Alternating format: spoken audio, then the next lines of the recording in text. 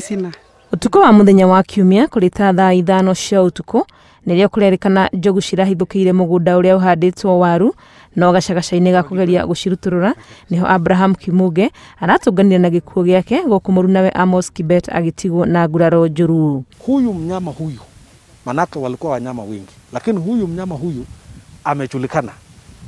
amejulikana kwamba yeye amekuwa wild, na wale wengine wawili wandugu zetu ambao tulipoteza mama, tukapoteza mzee, na huyu ni watatu katika sehemu hii.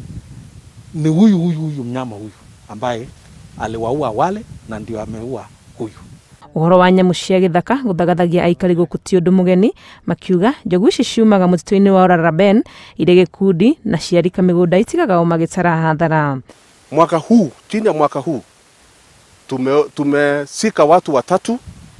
Moja juzi tulizika pale mtitu. Leo tumekuja hapa tukililia ndovu. Hapa si msituni. Mnaona mashamba ya watu, mnaona manyumba ya watu. Kwa hivyo hapa ni makazi ya watu. Ni ndovu ina stray, inatoka msitu, inakuja hapa. Aikari mahuthagira indo ta marefe, imuri na mwaki kugatithia njogu ici ugituika aya matironete njogu ino iramatharikire. So it's a bit sad, it's extremely sad that we are coming back again here to witness another incident when we had already given out the reports. Hii ni kitu ambacho tumelilia kwa muda mrefu. Tukisema kwamba ndovu wanafaa wakae msituni.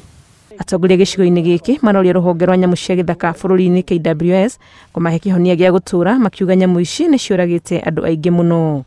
Kama wanyama wamekuwa wengi, hawa ndovu kama wamekuwa wengi hapa, serikali na idara ya forest inafaa itoe hao wanyama ipeleke game reserve. Kuna eneo kubwa sana kule Safo ambayo hao wanyama wanaweza wakaenda wakalisha na wakakaa huko na watu wakaweza kupata amani hapa. Gicigo giki kia Muchongoi ni gicagagira hanene hari kuhonia kaunti ya Baringo. Ngiribotera Inooro TV ritorekwa ni Wangui wa Mwangi.